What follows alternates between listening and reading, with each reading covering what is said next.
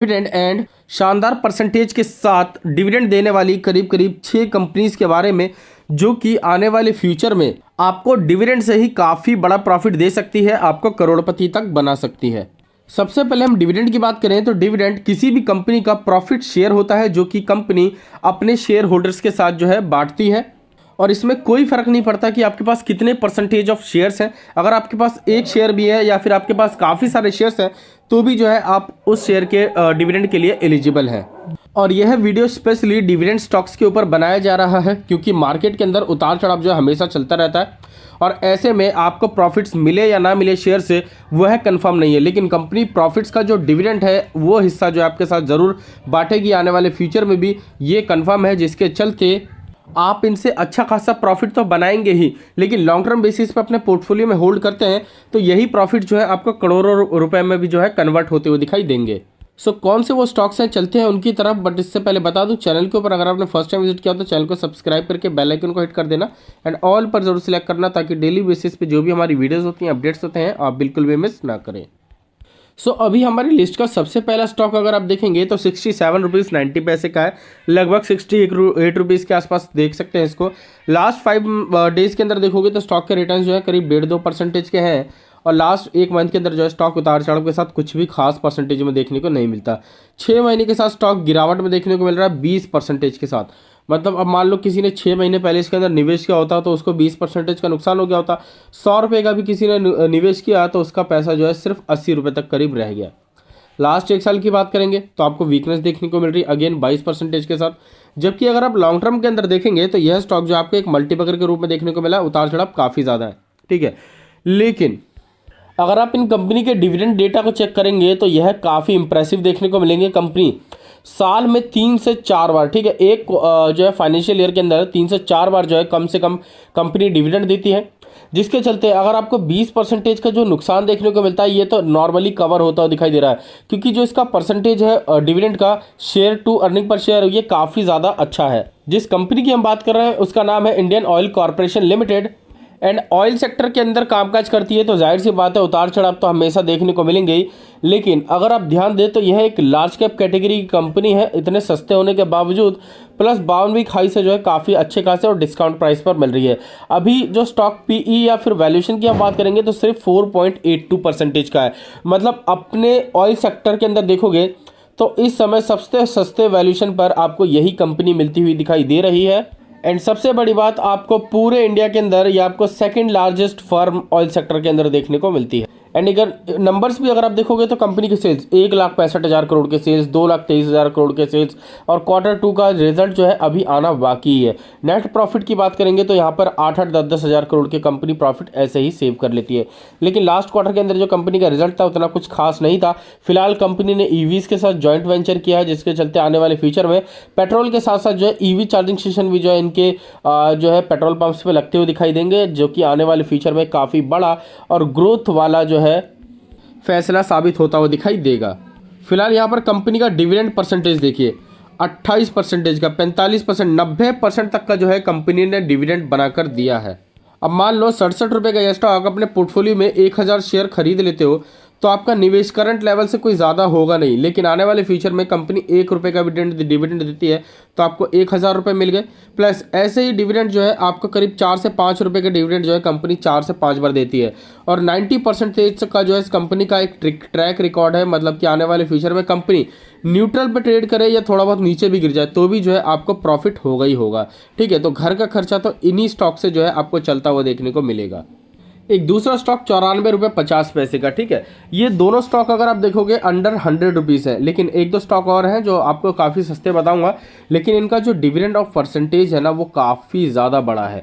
और अभी भी इस कंपनी के बारे में देखोगे तो यह एक 24,000 करोड़ की मिड कैप कंपनी है, जिसका स्टॉक पी वैल्यूएशन ओनली 2.43 का है, ठीक है। मतलब अभी बढ़ना यूँ मान लो शुरुआत पर है, बॉटम पर है, और आने वाले समय में जब ये कंपनी भागना चालू करेगी ना तो इस कंपनी की ग्रोथ जो है कोई रोक भी नहीं पाएगा। रीज़न क्या है स्टॉक के धीरे चलने का? पीएसयू सेक्टर से बिलोंग करने वाली कंपनी है और इसीलिए जो है इनकी चाल धीरे है, लेकिन डिविडेंड ऑफ परसेंटेज ये आपको सबसे ज़्यादा देखने को मिल जाते हैं। जिस कंपनी की मैं बात कर रहा हूँ उसका नाम है REC लिमिटेड। जो कि 6 महीने के चार्ट में देखोगे तो खास जो है रिटर्न नहीं है, न्यूट्रल के आसपास देखने को मिलता है। बीच में तेज़ी आई थी लेकिन अचानक से जो है इसके अंदर गिरावट देखने को मिलने लगी। लास्ट 1 साल के अंदर भी देखोगे तो आपको वीकनेस देखने को मिल रही 20% के साथ, और मैक्सिमम के अंदर स्टॉक का जो रिटर्न है सिर्फ 124% का है। लेकिन फिर भी लोग इसको होल्ड करते हैं और लगातार जो स्टॉक की डिमांड है। क्यों? क्योंकि कंपनी के जो डिविडेंड है, बोनस है, यह काफ़ी अच्छे खासे परसेंटेज में देखने को मिलता है। अभी आरईसी की बात करेंगे तो नंबर्स देखो, 9-10 हज़ार करोड़ की कंपनी की सेल्स है, जिसके चलते ऑपरेटिंग प्रॉफिट जो है इसका कंपनी का 8% के आसपास आ रहा है। मतलब सीधा अगर आप देखेंगे तो इसका प्रॉफिट मार्जिन ही करीब करीब जो है 85% से ज़्यादा का निकल कर आ रहा है, जिसके चलते डेफिनेटली ग्रोथ की तो कोई इसके अंदर चिंता ही नहीं है। लेकिन जो नेट प्रॉफिट है इसके अंदर भी देखोगे तो कंपनी 2-2 हज़ार 3-3 हज़ार करोड़ का प्रॉफिट कर रही है, और इसके साथ जो कंपनी का प्रॉफिट के साथ जो डिविडेंड पे आउट है 30%, 40%, 30%, 44% हमेशा देखने को मिलता है।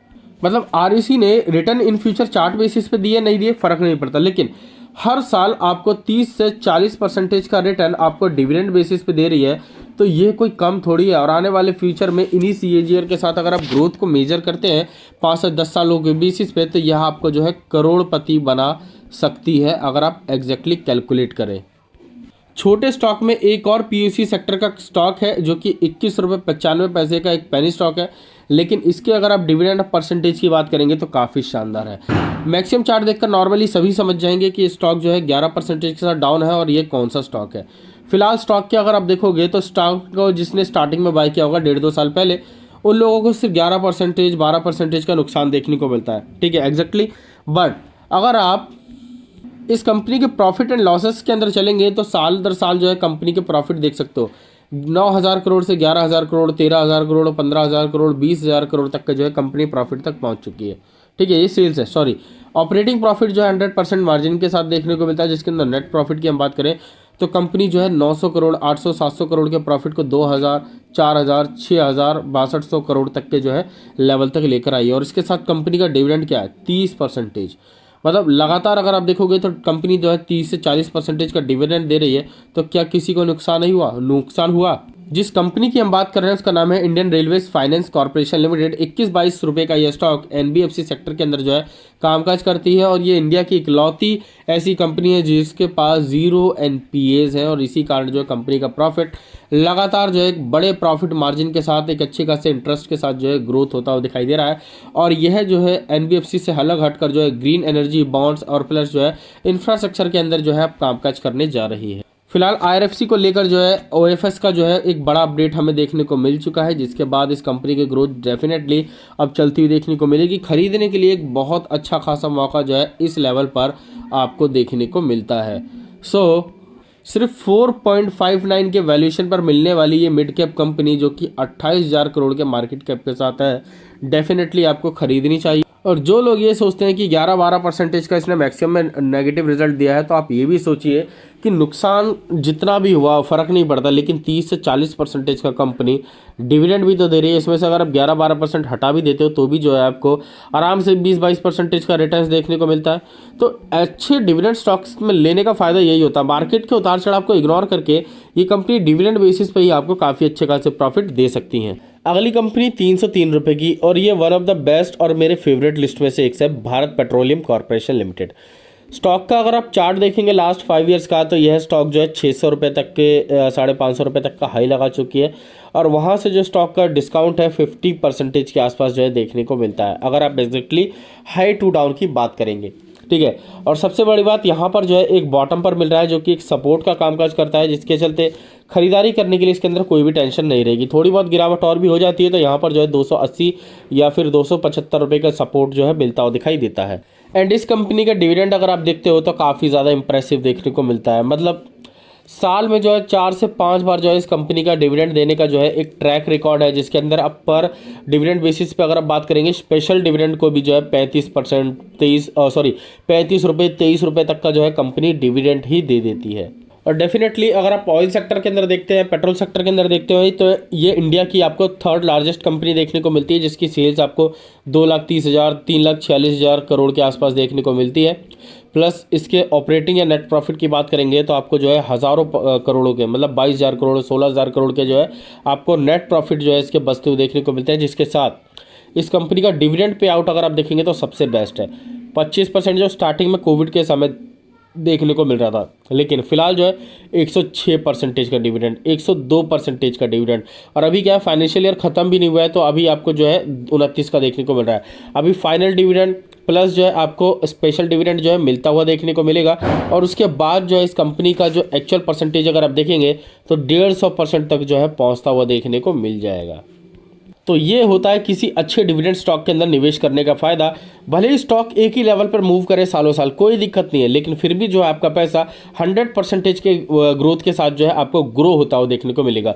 मतलब आपके पास 1000 शेयर है तो उसके ऊपर डिविडेंड मिलेगा। शेयर भले ही ना बढ़े कोई दिक्कत नहीं, डिविडेंड मिला ना अकाउंट में, और हर साल ऐसे ही मिलता रहेगा तो आपको दिक्कत ही क्या है, डिविडेंड से ही आपका घर चलेगा।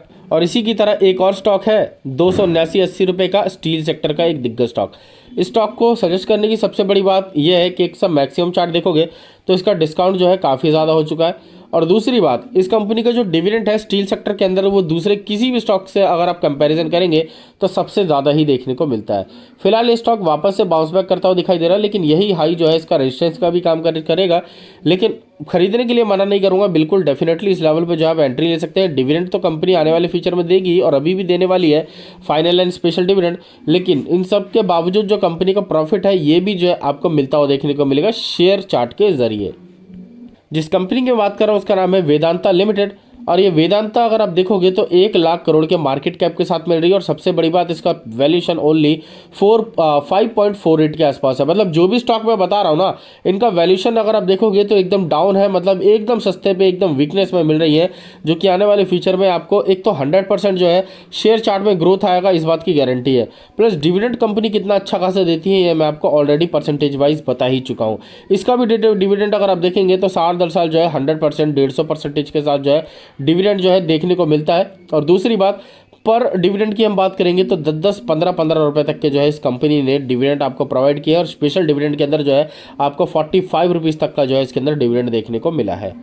नेक्स्ट हमारी लिस्ट की आखिरी कंपनी 239-40 रुपये की, जो कि इंडिया की एकमात्र लीडिंग बिजनेस वाली कंपनी है। और सबसे बड़ी बात, मार्केट शेयर के अकॉर्डिंग देखेंगे तो एक मोनोपोली बिजनेस के रूप में कामकाज करती है। मतलब ऐसा नहीं कि इसको कोई टक्कर नहीं देती, लेकिन जिस लेवल पे ये कामकाज करती है उसके हिसाब से देखेंगे तो ये मोनोपोली है।